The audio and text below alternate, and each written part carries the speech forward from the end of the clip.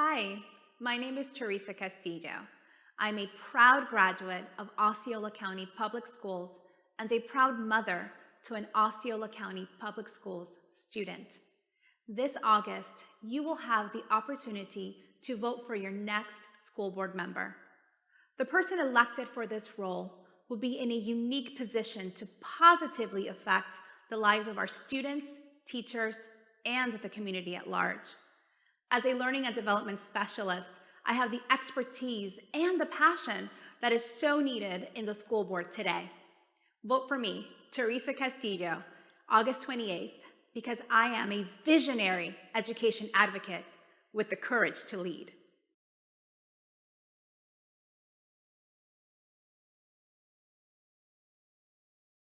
So everybody, thanks so much for listening to Fire Breathing Rob. If you're listening to us on the radio, we thank you so much. If you're listening to us on YouTube, which we're trying to really pump up the numbers, we're doing somewhat well with that.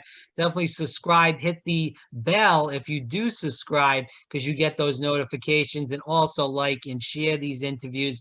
If you're listening to us on Twitter or Facebook, also definitely share this. Again, we bring on people from politics, sports, and all sorts of other issues that are dominating America and even all over the world as far as issues. So thanks so much. And not to get long-winded, I'm gonna shut up and introduce our guest here. This is Terry Castillo. She is the proud graduate of Osceola County Schools. She does work for the school district. She was elected, I believe, in 2018. And Terry, you can correct me if I'm wrong. Okay, so 2018 of August. I remember August of 2018, I was very involved in the primary campaign for governor there. So I know you were elected during that time. So we're grateful to have you on to talk about Florida schools, but specifically, obviously, Osceola County schools. And she was elected into Osceola County School District, District 1 seat. So Terry, thanks so much for your time today. Thank you so much for having me today. All right. So first of all, obviously we hear about these local races, whether it's, city council, town council, school board, but a lot of people don't really know what these people do. You specifically with Osceola County School, the school district representing seat 1 as far as the school board. Can you tell the viewers what you actually do as far as being on the school board? Yeah, so I think that our job is divided into must-dos and then things that we all do as advocacy. So we must be we are the accountability branch, right, for the school district. So we sit right on top, and our main job is to make sure that we are fiscally responsible. So the taxpayer money that goes through the school district, we want to make sure that we are spending that in the best way for the residents, specifically the students of Osceola County. In addition to that, we are also really involved with creating the vision and strategy for Osceola County School District. So all board members are very involved in working with a strategic plan, which we work on closely with our superintendents, but also with other folks that work in the district. But in addition to that, we all do a lot of advocacy work. My specific passion now is legislative advocacy. So I work a lot within the community, within our delegation, to spread good advocacy habits and to bring back some of those good advocacy results back to Osceola County. So I know you have a child that's in Osceola County schools right now.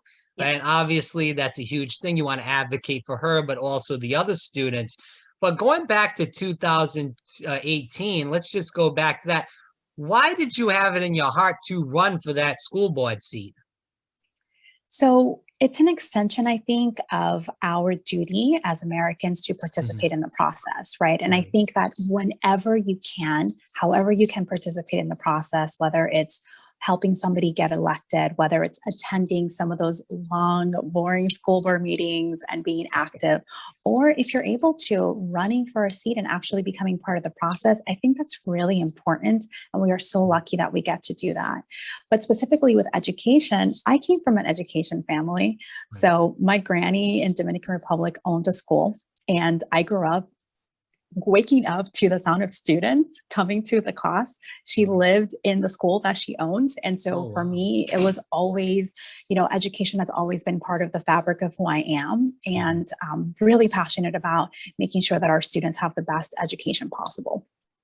Right. And I do want to get into a lot of education issues. Last question just about you, because a lot of people asked when I said that I was going to have somebody on here, such as yourself with the school board, they asked me to ask you this question. So I'm going to ask you this question as an audience question. What do you feel like your biggest accomplishment is so far as being in office since 2018? Oh, gosh, I think a lot of the advocacy work that I've done has been good, right? But that advocacy work is not just for Osceola County, even though it affects us directly, and we can talk a little bit more about that. Yeah. But something that affects us directly in Osceola County that I'm very, very proud of is working with the students from Osceola County School of the Arts, specifically the Coalition for Change. They were an alumni group that saw a huge problem, which was sexual harassment within schools, and the problem of not being able to report that in a way that our students feel comfortable with. And I worked with them directly, and together we came up with some ways that students would feel more comfortable reporting sexual harassment. We specifically implemented a hotline that they can go ahead and talk and report these to, but also some education initiatives, because in talking with them, as well as some of the current students, a lot of students just didn't know what sexual harassment was, right? And so how do we make sure that our students are educated so that they don't commit these, these terrible things without knowing, but also give them a way to be able to report it if it does happen in a safe way. So that's very specific to Osceola County, and I'm really proud of having worked with students to bring that about. This is Terry Castillo. She is from Osceola County School Board, District 1, and we're talking about all things education here in the state of Florida, but specifically, again, in Osceola County. So with Osceola County booming so much, how are you going to get, with the huge Hispanic population in Osceola County, get those Hispanic males, Hispanic females to teach these students so they can relate to people that are just like them? Yeah, it's a really good question. We just had our strategic planning conversation, and talent management is a passion of mine because that's where I work in. I'm in talent management, and the recruiting aspect has been, for me, since being on the board since 2018, has been a consistent conversation. How do we get more people? How do we get people that look like the people that they serve? But most importantly, how do we make sure that they're the right candidate, right? Because it's one thing to look like the person that you're teaching, but also you want to make sure that you are the person indicated to be able to teach, right? And so I love that first of all, that is one of our goals, right? So if you look at our strategic plan, which is going to guide how we manage the school district in general, it's there for a reason, because that is that important to the school board, right? But what I love is that our HR department, as well as our superintendent, has gone above and beyond to recruit people of color, to recruit people that are representative of our community. And another thing that I really, really love is that we've also started doing a Grow Your Own program, right? So a lot of the things that I remember hearing about when I was on the campaign trail, and even recently, is that a lot of people don't feel that we have people in the higher positions, right, in administrative positions that look like the communities that they serve. So we have admin academies to grow within Osceola County. So while we, of course, still have people that come from other states and counties and fill positions, of course, we're going to have that. But we have increased the amount of people that are from within Osceola County, people that are people of color in these positions to cultivate the talent. So I'm really proud of that. Well, that's great, Terry. And I appreciate you doing that. I think it's extremely important because hopefully these students, whatever, race or nationality they are, they look toward people that are like them, whether they're a man or a woman or Hispanic, Black, white, whatever it may be. And they use them as mentors. And then maybe, they might go to college and come back as a teacher. And, that you'll get goal. That cycle going. Right. My question is, though, regardless of the nationality and you're involved in talent, Why do you feel like we're not seeing a lot of male teachers? Is it the pay? Is it Yeah. something else that you're seeing that why men aren't coming into the field like women are? Yeah.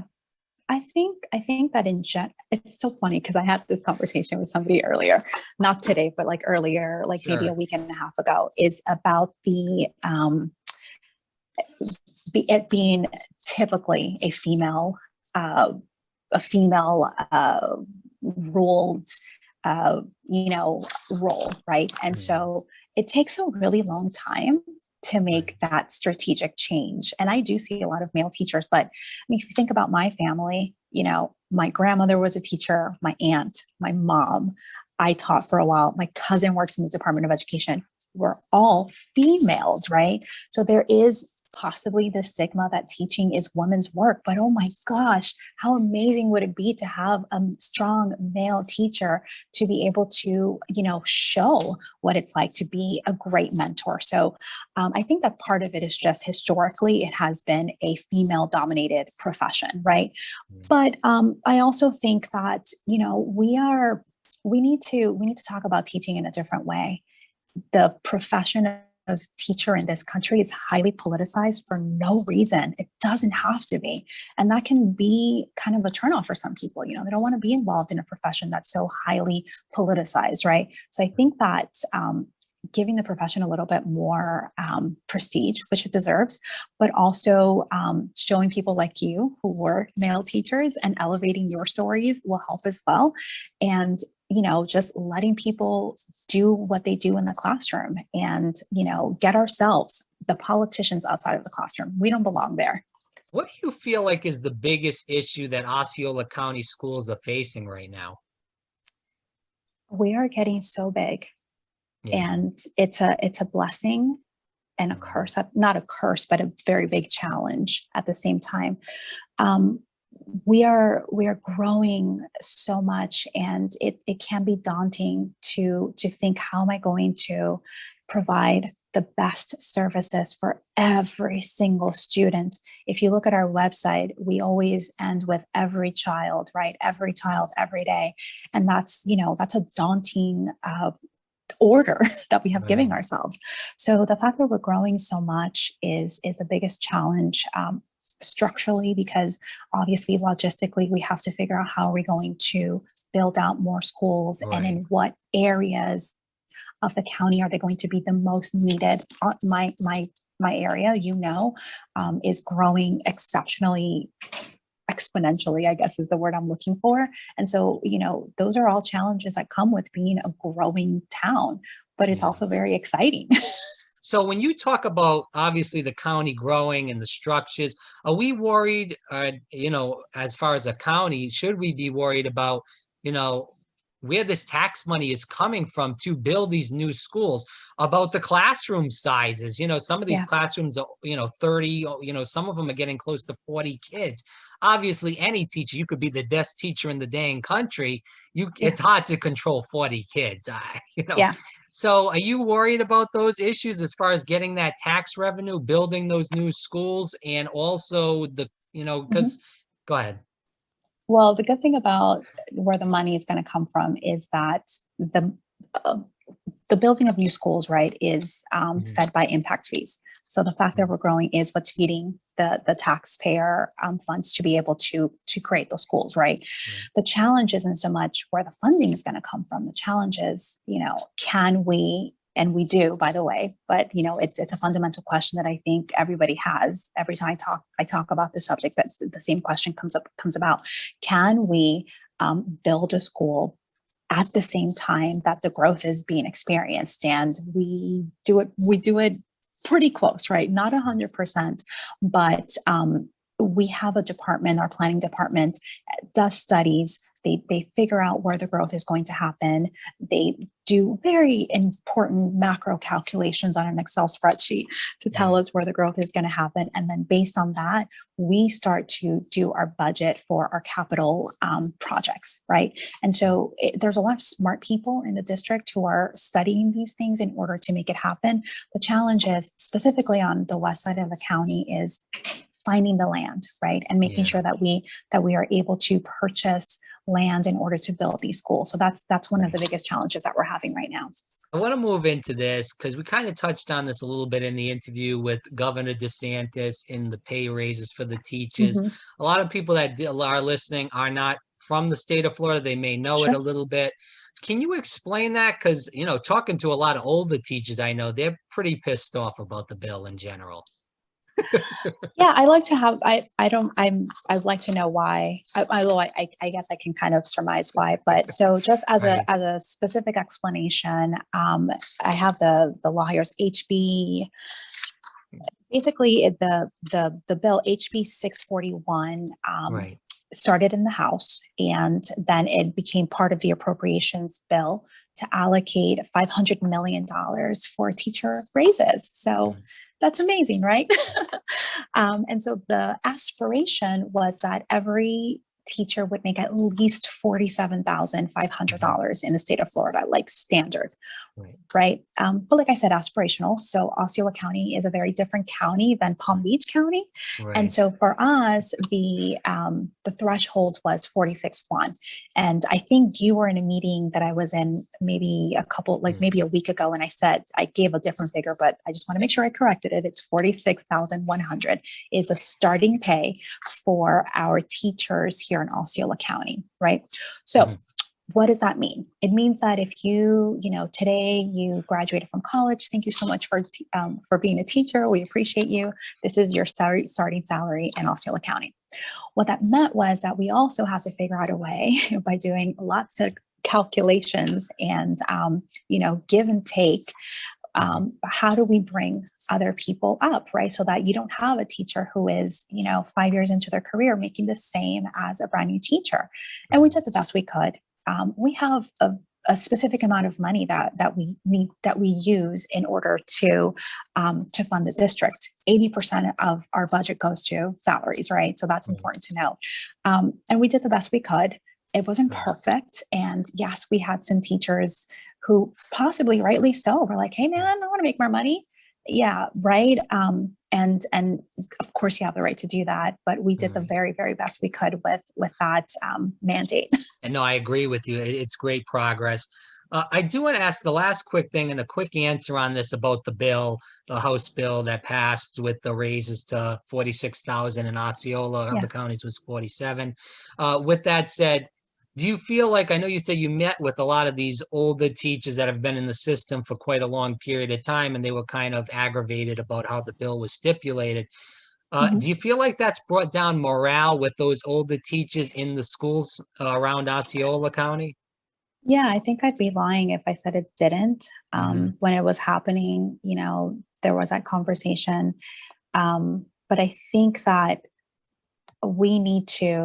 this is us as leaders, we need to find other ways that are not tied to the legislature to be able to compensate our teachers and to be able to show them that they are appreciated. Like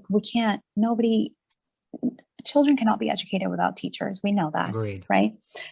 But we also know, right, the dichotomy is that we have a limited amount of funds to spread around amongst incredibly talented teachers. So what else can we do to make their job easier, more enjoyable, to give them the opportunity to be creative, to stay out of their classrooms because they're the experts in their fields, right? So it's a tough job to be in a school board, right? And know that you can't give everybody the amount of money that they deserve. Well, what else can you do? I don't necessarily blame this problem on you or anybody else that's on the school board. Not. I blame it on the government of the state of Florida. We're talking about the governor, the state senators, and the state house. They're the ones that are pushing these bills through. And if they don't give you the leeway or they don't help you or give you any leeway, then you guys can't produce. And that's the way the cookie crumbles. Go ahead. At the end of the day, though, part of leadership is to deal with really tough things that you can't help and try to make it a positive.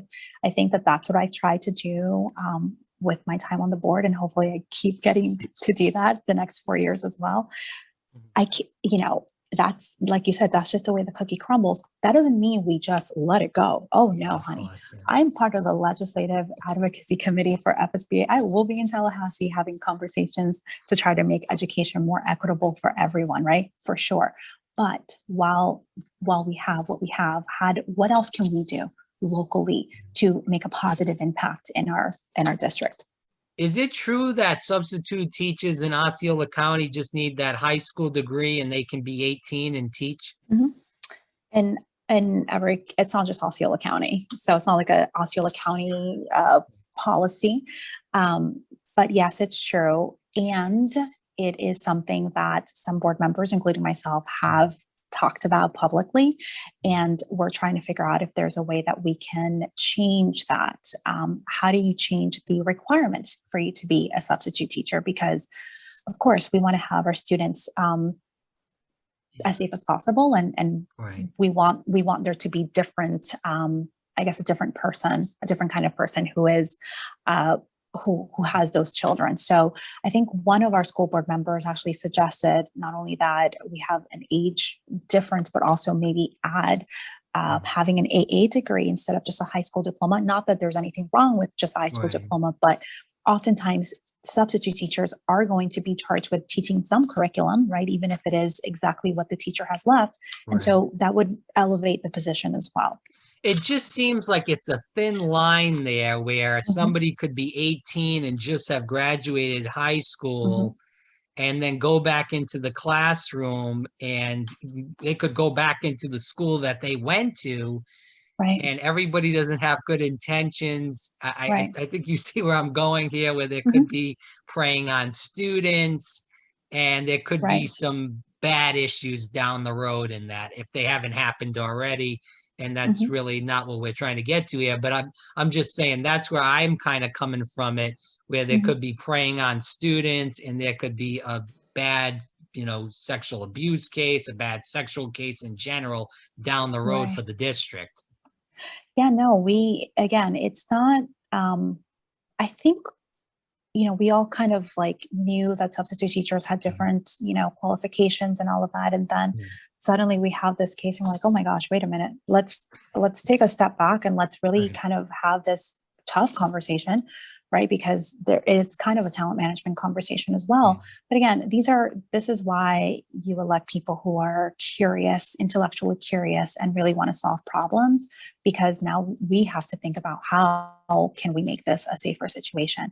And so, I'm glad that we're having the conversation. I'm glad that we have a board that's open to solutions and a superintendent who is also open to solutions. So hopefully we have news of how we can change that soon. Yeah, they got to get something done there, because that seems like a really scary situation that could happen at any time. That's bad. But and I know that's got nothing to do with you. That's state law, and Yeah, but what can, so again, my no, I get mantra it. is, what can I do? What can I Right. do? My question to you, as somebody that's in the school board, is how I guess I'll phrase it this way. How many students do you feel should be in a classroom, and how many are there now? So luckily that is state law. So Okay. in 2002, there was, and I don't know the specific name of the law, but I know that I looked it up earlier just to make sure I was prepared. There are very specific number of students that have to be in a classroom. So for our little babies, from K to 3, it's 18 students, and then it goes up from there, right? So, and this is for core classes, because I think you mentioned something earlier about having like 40 kids in a classroom. So I kind of want to go back to that, but we are mandated by law. In fact, part of the lottery money that goes to education, that's what it's going to pay for, right? To make sure that we are able to accommodate students based on that law. So what happens is, for example, you taught high school, right? Is if it's a school, like a psychology class, for example, which is not a core, a core class, then that's not going to be considered in the 22 students. I think 22 students is the highest number that we can have. Let me actually confirm that that's the case, right? No, 25 for 9th through 12th, right? So that's, that's part of the That's conversation. fair. Yeah. What is mandated? But if it is a psychology class or, an art class, for example, you can have more than the 25 student cap. Now, part of how we mitigate that is a couple things. We talked about all of them already, right? So it's a combination of making sure that we are projecting the right amount of students that are going to be coming to Osceola County. And so we talked about our planning department and how they make those projections and are constantly making sure that they know who's coming to town. And then the other thing is that October date that I talked to you about, when we recalculate how many students are in the county, we move teachers around based on that, right? Do we need another classroom over in West IKA, for example? That means a teacher might have to move over there to accommodate for that. So that's how all of that is implemented and managed. Terry Castillo, again, here on Fire Breathing Rob. She's from the Osceola County School District 1. With the last few questions about school safety and COVID, I want to get into this. So obviously, then Governor Rick Scott in 2018 passed a law on school safety due to the Parkland shooting in Parkland, Florida, and South Florida. It allows it allows school staff, rather, or teachers to use handguns. Obviously, they need the training. I know the schools that I was in, and I believe they're pretty much in all your district as far as celebration, and the K-8 and also the high school is in your district too. They all had that school resource officer in both of those schools. So they didn't really need someone that was trained with a gun.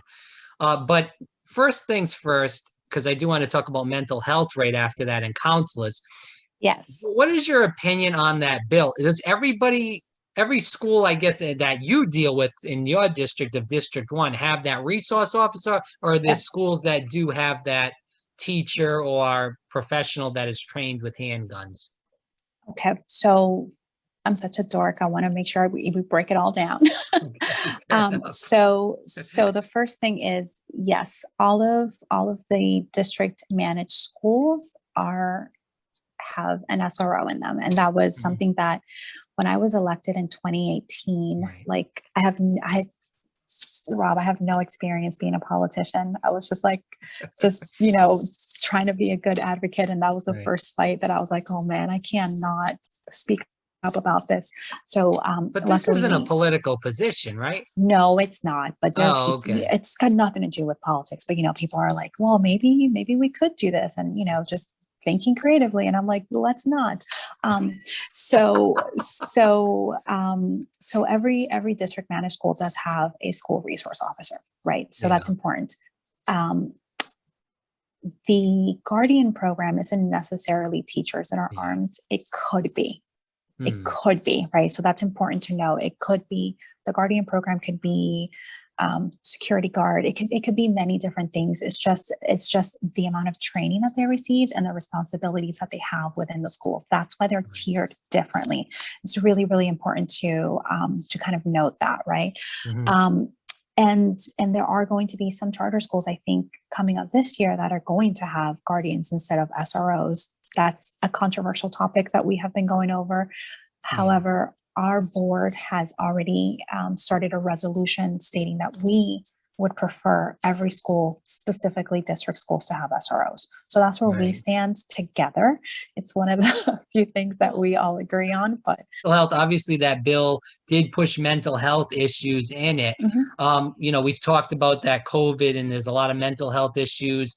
I'm sure there's going to be kids that have been in every school that have either gotten sick from the virus, or they have a family member that got sick or passed away from the virus. But we also hear, and going back down to the path of Parkland, that there is a lot of kids that are struggling with mental health issues that are not taken care of because they don't have the financial ability to get those issues taken care of, or they just don't have the guidance counselors or mental health professionals in these schools to help these kids. So, nothing crazy happens. What is going on in Osceola County schools as far as mental health issues with the students? Is there more money being put toward guidance counselors and mental health issues? Sorry. Yeah, so I can tell you that, and I have figures here because I wanted to make sure that I was correct. Mental health is part of our safety and security goal. So again, I always go back to that strategic plan because that is what guides everything that we do. And so that has been embedded into our strategic plan. We have increased the amount of counselors that are in schools. So in 2017, we had 105. Today we have 133. We've increased the amount of social workers twice as many, right? So we started with 12, we have 27 now. And we're also increasing the amount of school psychologists, not as much as I would like, but definitely we have more, right? We have a total of 36. So how are we paying for this, right? So part of it is you hit it right on the head. The mental health allocation is definitely part of how we're doing that. But we're also using ESSER funds. So ESSER funds and funds that are coming from the recovery program, the American Recovery Program. We're using some of those funds to fund some of the new initiatives that we want to go ahead and implement. One of those is attendance, right? We're going to have some challenges with some of these students coming back because COVID was a heck of a year. It was a heck of a year. So we have those initiatives and we're going to use some of those funds for that. We also have initiatives to create stronger character, that's going to be implemented in the high schools, as well as we use a survey called Panorama. And so that survey informs us as where is a need. So it's not just about saying, it would be a great idea, right?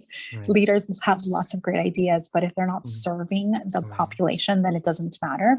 So we do have a survey that we send out just so that we can gauge where the issue is, like where is the need? And then based on that, then we allocate funds and people to fill that gap. So obviously, COVID has really changed the aspect of school in general. And I interviewed a couple of teachers in Osceola County for this podcast back when COVID was going on, and they were scared to death because they had health issues, or they were taking care of a family member that had health issues. How has the schools really changed in Osceola County to deal with COVID? I mean, a lot of people have their shots. I know I've gotten my shots, and a lot of people in the community. A lot of these kids have not got shots. A lot of their family members, whether they, some people believe that the virus is fake still, everybody can have their own opinions. I don't really prescribe to that.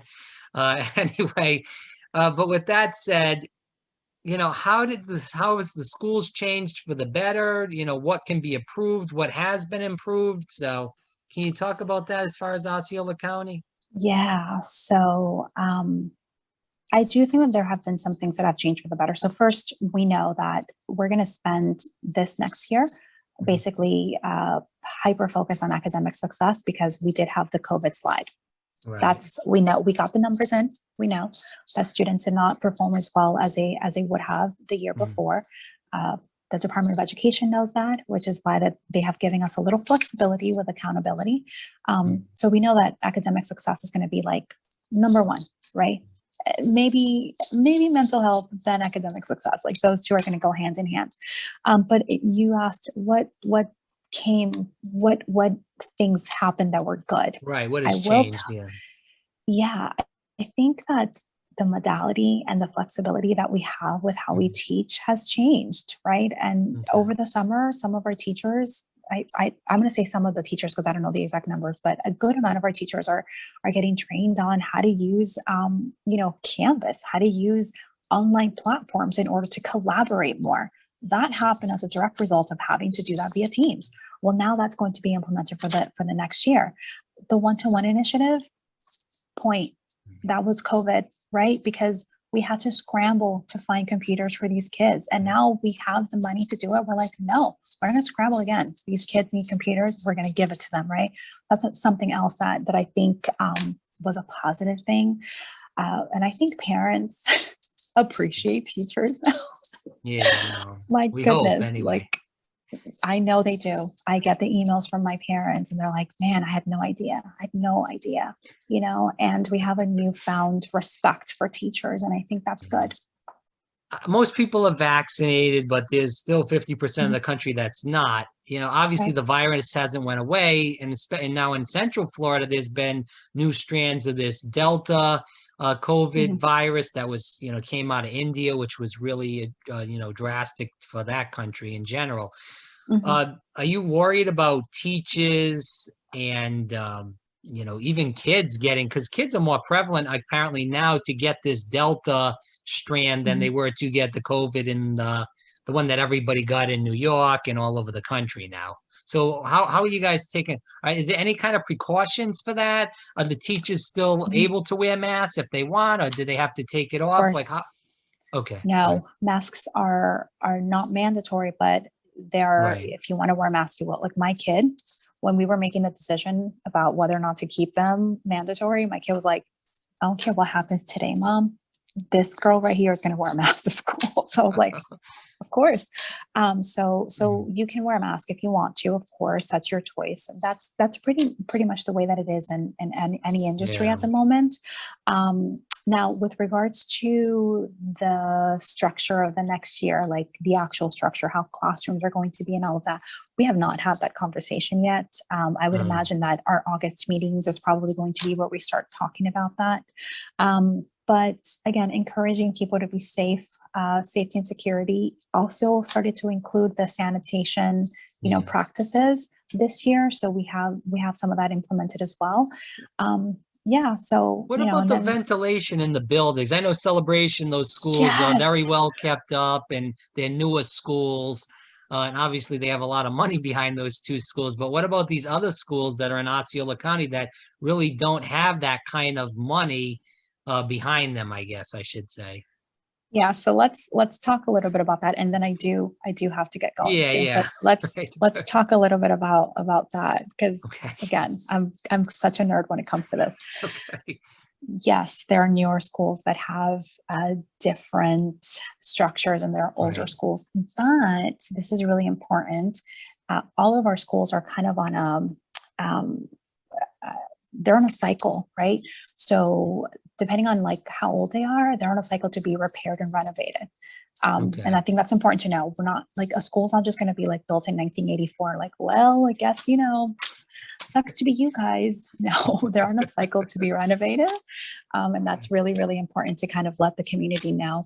But I don't want to lie to you or give you misinformation, Rob, but I got excited when you said the ventilation, because our facilities guy was telling us about how we are probably going to use some of our ESSER funds in order to mitigate some of the ventilation. I can get you more information on that to make sure that I'm giving you accurate information, but I know that is something we've thought about already.